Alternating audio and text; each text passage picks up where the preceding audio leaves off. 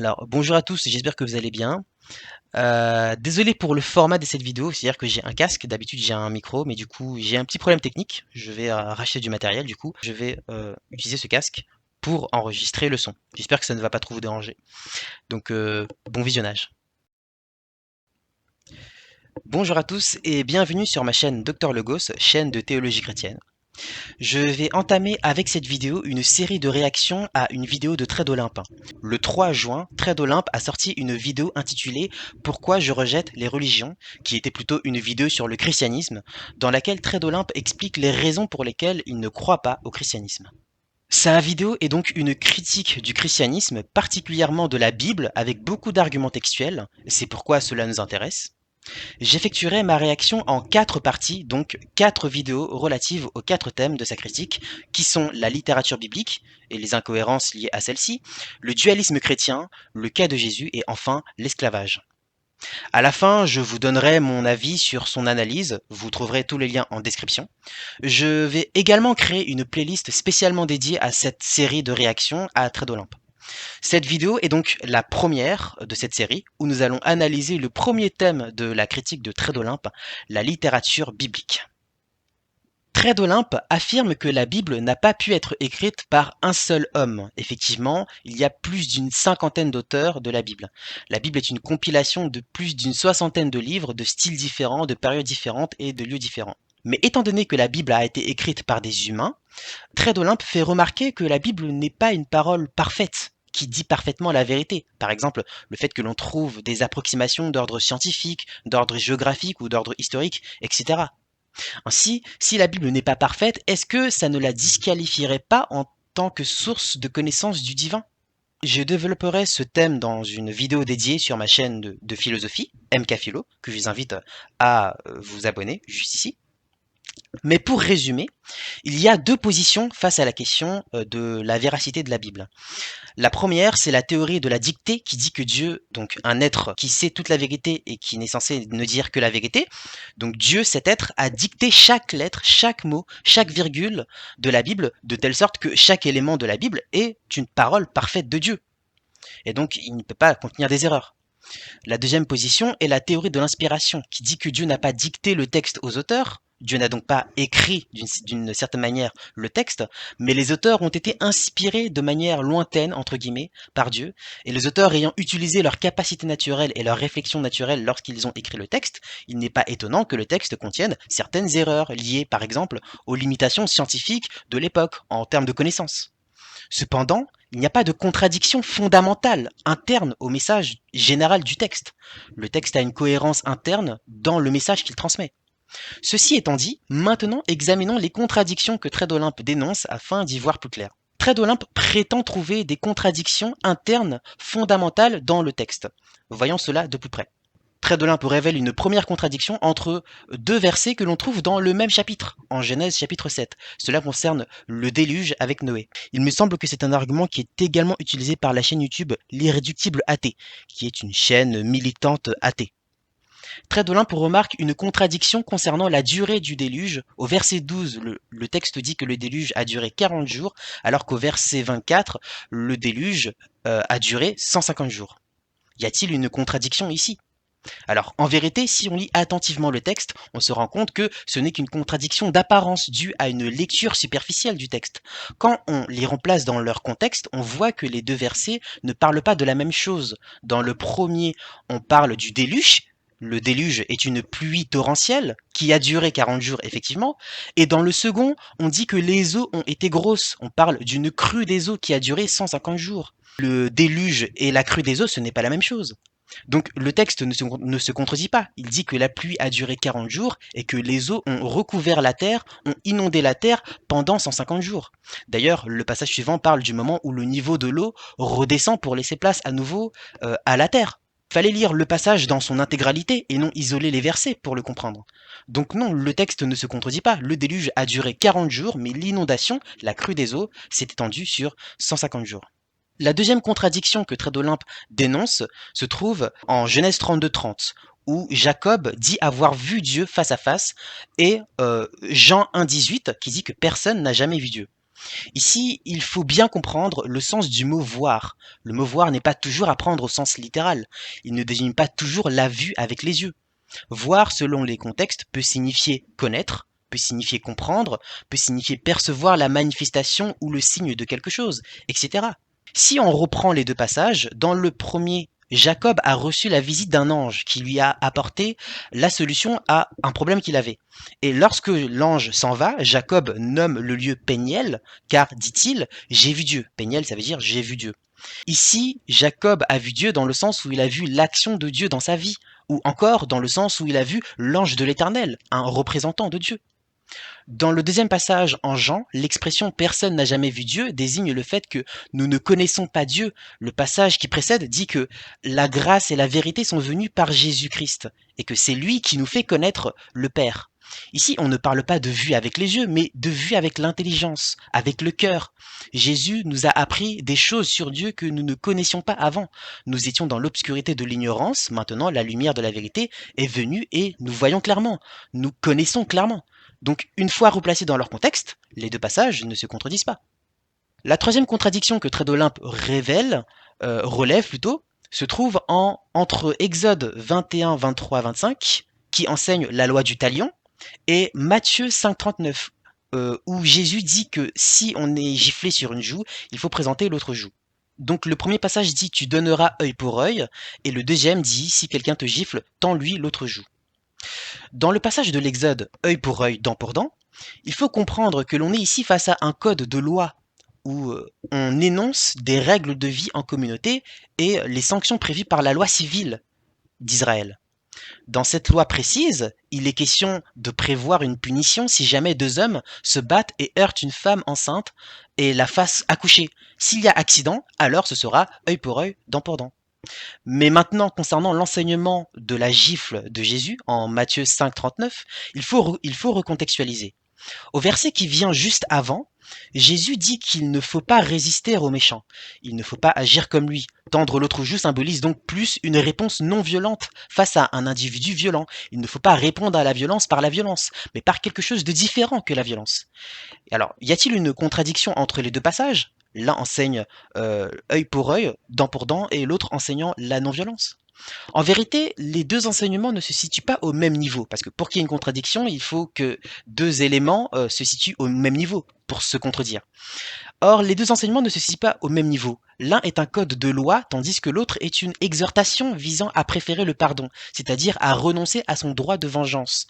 Jésus veut apporter quelque chose de nouveau, une compréhension nouvelle de l'éthique et de la morale.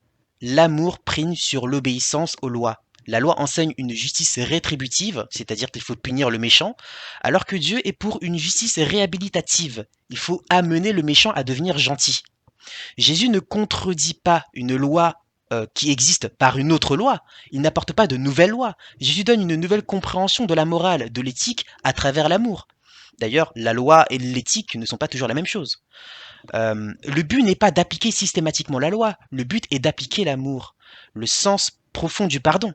L'amour est plus important que l'obéissance aux lois. La quatrième contradiction dénoncée par Trait d'Olympe se trouve entre l'idée que personne ne peut voir Dieu et le fait qu'Adam et Ève l'aient vu. Adam et Ève ont-ils vraiment vu Dieu? Alors, première chose à préciser, Dieu est invisible. On le voit en Romains 1.20, en 1 Timothée 1.17, Hébreux 11.27 et Exode 33.20. C'est la raison pour laquelle on ne peut pas le voir par la vue. Du moins, on ne peut pas le voir totalement tel qu'il est. Tout ce qu'on peut voir de lui, ce sont des manifestations de Dieu ou des signes de sa présence, voire encore des représentants de Dieu, comme les anges. Mais on ne peut pas voir Dieu directement. Par exemple, lorsqu'on dit que Moïse a vu Dieu à travers le buisson ardent, en vérité, tout ce que Moïse a vu, c'est un buisson en feu. Il n'a pas vu Dieu directement. De la même manière, si Adam et Ève ont vu Dieu, il s'agit plutôt d'une manifestation, peut-être physique, de Dieu, et non de Dieu directement. La cinquième contradiction que Trait d'Olympe relève, concernant encore une fois cette notion d'invisibilité de Dieu, se trouve dans deux versets bibliques. Il s'agit de Exode 33.11, où il est dit que Moïse parlait avec Dieu face à face, et Abraham, qui a vu Dieu, les trois hommes, donc Dieu s'est manifesté à Abraham en trois hommes, on le voit en Genèse chapitre 18, verset 1. Concernant Moïse, le fait qu'il parlait avec Dieu face à face, le verset qui suit Exode 33, 11 dit bien que Dieu parlait à Moïse comme on parle à un ami, ou encore comme on parle à un homme, comme on parle à son semblable, ou encore comme on parle à un autre.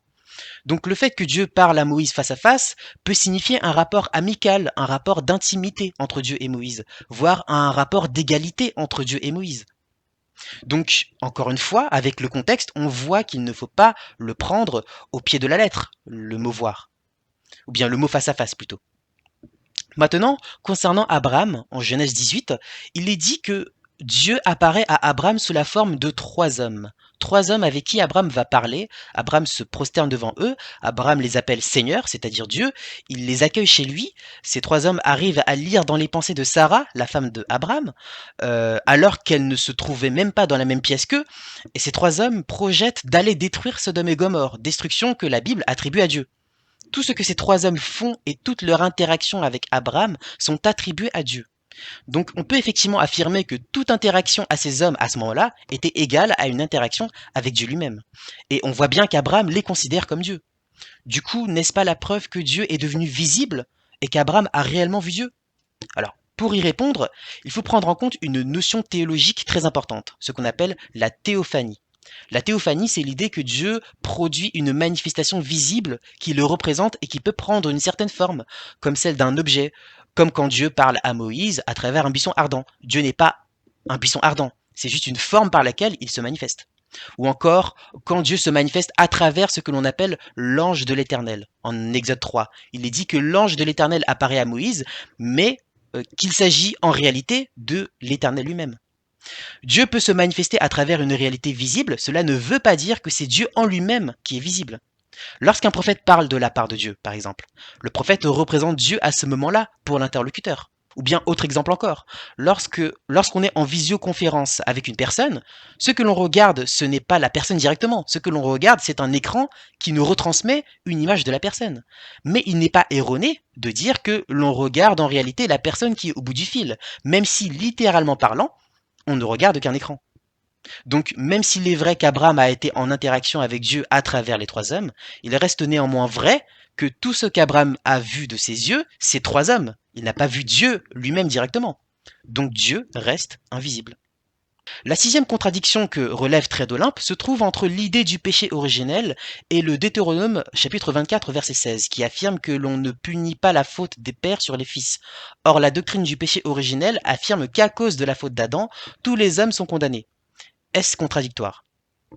Alors effectivement, Deutéronome 24:16 affirme que l'on ne fera point mourir les pères pour les enfants et l'on ne fera point mourir les enfants pour les pères. On fera mourir chacun pour son péché. Cela semble assez contradictoire avec l'idée du péché originel. Eh bien, à ce moment-là, je pense qu'il faut bien saisir ce qu'est le péché originel. Le péché originel tel qu'il figure en Romains 5 établit que par un seul homme le péché est entré dans le monde, et par le péché la mort, et qu'ainsi la mort s'est étendue sur tous les hommes, parce que tous ont péché. Au verset 12, il est établi aussi que par l'offense d'un seul, il en est beaucoup qui sont morts. Au verset 15, et au verset 16, il est dit que c'est après une seule offense que le jugement est devenu condamnation. Au verset 18, il est dit que par une seule offense, la condamnation a atteint tous les hommes. Et enfin, au verset 19, il est dit que par la désobéissance d'un seul homme, beaucoup ont été rendus pécheurs. Alors, si on synthétise tout cela, voilà ce que l'on peut comprendre. Un homme, Adam, a péché, et à cause de cela, sa descendance a été condamnée. Et cette descendance condamnée a également péché, et est donc devenue coupable du péché, et complice du péché d'Adam. Rappelons, et Trait d'Olympe le souligne avec brio, que c'est l'âme qui pêche qui meurt, comme on le voit en Ézéchiel 18:20. Donc normalement, si les hommes n'ont pas péché, ils ne devraient pas subir la mort à cause du péché de leurs ancêtres. Et bien justement, c'est parce que les hommes ont péché qu'ils sont condamnés et responsables. En Romains chapitre 3 verset 23, il nous est dit que tous ont péché. C'est donc bien parce que nous péchons tous que nous mourrons tous. Donc oui, chacun meurt pour son péché. Ce n'est pas la faute d'Adam qui nous fait mourir, c'est le fait que la faute d'Adam a ouvert la voie au péché, que nous avons tous choisi cette voie, et c'est pour cela que l'on dit que par l'offense d'un seul, la mort est entrée dans le monde. Autrement dit, si un homme ne pêche pas, il ne meurt pas. C'est le cas de Enoch dans la Bible, qui n'a pas subi la condamnation de la mort tellement il était juste. Mais les hommes meurent parce qu'ils pêchent, même si cet état de péché a été engendré par Adam, mais c'est bien pour leur péché qu'ils meurent. En choisissant à leur tour de pécher, c'est comme s'ils se faisaient complices du péché d'Adam. Donc oui, chacun meurt pour son péché. Le péché d'Adam nous condamne car il nous pousse à pécher. Le principe de justice selon lequel nous ne sommes responsables que des choix que nous faisons n'est pas contradictoire avec l'idée du péché originel. Trait d'Olympe relève une septième contradiction qui concerne la notion d'héritage. Trait d'Olympe cite d'une part Exode chapitre 20 verset 5 où Dieu dit « Moi l'Éternel, je punis l'iniquité des pères sur les enfants jusqu'à la troisième et la quatrième génération de ceux qui me haïssent. » Et de l'autre côté, en Jérémie chapitre 31 verset 30, il est écrit « Chacun mourra pour sa propre iniquité. Tout homme qui mangera des raisins, ce sont ses dents qui en seront agacées, et non pas celles de ses enfants ou celles de ses parents. » Ces deux éléments semblent se contredire puisque l'un dit que Dieu punit l'iniquité des pères sur les enfants jusqu'à la quatrième génération, alors qu'en face, on dit que chacun mourra pour sa propre iniquité. Et bien là, il faut, encore une fois, lire d'une manière minutieuse le texte. Lorsque Dieu dit qu'il punira l'iniquité des pères sur les enfants jusqu'à la troisième génération, il précise bien que c'est la quatrième génération de ceux qui le haïssent, ou s'ils le haïssent. Donc c'est bien pour leur faute que les 4 générations suivantes seront punies, puisqu'elles vont haïr Dieu. Donc il ne faut pas comprendre ici punir à la place d'eux, mais plutôt punir à partir d'eux. D'ailleurs, dans le verset suivant, Dieu dit qu'il prouve sa fidélité à des milliers de générations si elles l'aiment et gardent ses commandements. Cette formulation est d'ailleurs au conditionnel, c'est si elles l'aiment ou bien si elles le haïssent. La bénédiction ou la malédiction sur les générations suivantes est conditionnée à leur choix ou non d'aimer Dieu. Et c'est un style de texte assez poétique d'ailleurs, voire même un peu mathématique dans la structure. On met en avant le fait que Dieu n'est pas très riche en malédiction, il ne maudit que 4 générations, alors que de l'autre côté, Dieu est très enclin et très riche en bénédiction. Il bénit sur des milliers de générations. Le message de ce texte se porte davantage sur le fait que Dieu a davantage de bonté à donner que de malédiction. C'est ça le véritable message de ce texte. Pour donner une image, pour être plus clair, c'est comme si on disait à un grand-père « Tu as donné de mauvais enseignements à tes fils. Si tu ne corriges pas cette erreur, regarde, ils en subiront les conséquences car ils suivront tes enseignements. Il faut corriger le tir. » Donc, il n'y a pas de problème. Les deux passages affirment bien que chacun sera puni pour ses propres fautes. Trait d'Olympe fait remarquer que Dieu dit qu'il est un Dieu jaloux. Comment un Dieu parfait peut-il être jaloux? N'est-ce pas un défaut? Alors, tout dépend de ce que l'on comprend de la jalousie. La jalousie a affaire au domaine de la possession. Le problème de la jalousie, c'est quand on jalouse quelque chose qui ne nous appartient pas ou le manque de confiance en soi. Mais si on définit la jalousie comme étant l'attachement à quelque chose qui nous appartient et le refus de la perdre au profit d'un rival, cette définition peut tout à fait s'appliquer à un Dieu parfait. Dans le passage en Exode, chapitre 20, verset 5, de quoi Dieu est-il jaloux? De l'adoration. Cela a du sens dans la mesure où elle n'appartient qu'à Dieu seul, elle n'est due qu'à lui. D'ailleurs, si Dieu est le créateur de tout ce qui existe, donc également de nos vies, et qu'il est également celui qui nous maintient dans l'existence, nos vies lui appartiennent et nous lui devons adoration, obéissance et reconnaissance. Ne pas le faire serait une faute morale. En ce sens, il est tout à fait normal que Dieu réclame de nous l'adoration, qu'il en soit jaloux au sens où elle lui appartient exclusivement et qu'il n'admette aucun rival. Trait d'Olympe dit que si nous avons une intelligence qui nous a été donnée par Dieu, et s'il nous en a doté, c'est pour qu'on s'en serve. Et c'est exactement ce que dit la Bible à plusieurs reprises. Pire, selon la Bible, notamment dans le livre des Proverbes, la crédulité est un péché, selon le texte. Car celui qui est crédule ne voit pas le danger. Et donc il peut facilement prendre la mauvaise voie, ce qui impose à Dieu de toujours intervenir pour le sauver. Selon la Bible, Dieu n'aime pas trop les gens qui ne sont pas trop intelligents, c'est-à-dire qui n'utilisent pas leurs capacités intellectuelles dont ils sont pourtant dotés. Faire preuve d'inintelligence est un péché. Cela m'étonne de voir des non-chrétiens tels que Trait d'Olympe affirmer que la Bible ou que le christianisme encourage à la crédulité. Qu'il existe des chrétiens crédules et naïfs, c'est une chose, mais ce n'est pas là le message de la Bible. Nous avons donc un devoir de réfléchir et d'utiliser notre intelligence. Mais un des signes d'intelligence consiste à comprendre un texte en ne le lisant pas d'une manière superficielle, en n'isolant pas chaque verset, mais en prenant le texte dans son ensemble et en replaçant chaque élément dans son contexte, chose que Trait d'Olympe a eu du mal à appliquer sur bien des aspects, selon moi. Il reste encore 3 vidéos réactions consacrées à Trait d'Olympe. Nous allons, dans la prochaine vidéo, analyser le deuxième thème de sa critique, le christianisme est-il dualiste? Ou bien le christianisme est-il manichéen? Je vous remercie d'avoir suivi cette vidéo, je vous invite à laisser un commentaire afin de donner vos impressions. Si vous ne voulez rien rater de la suite, vous pouvez vous abonner et activer la petite cloche afin d'être mis au courant dès qu'une nouvelle vidéo sort. On se donne rendez-vous la semaine prochaine pour la prochaine vidéo et moi je vous dis à très bientôt.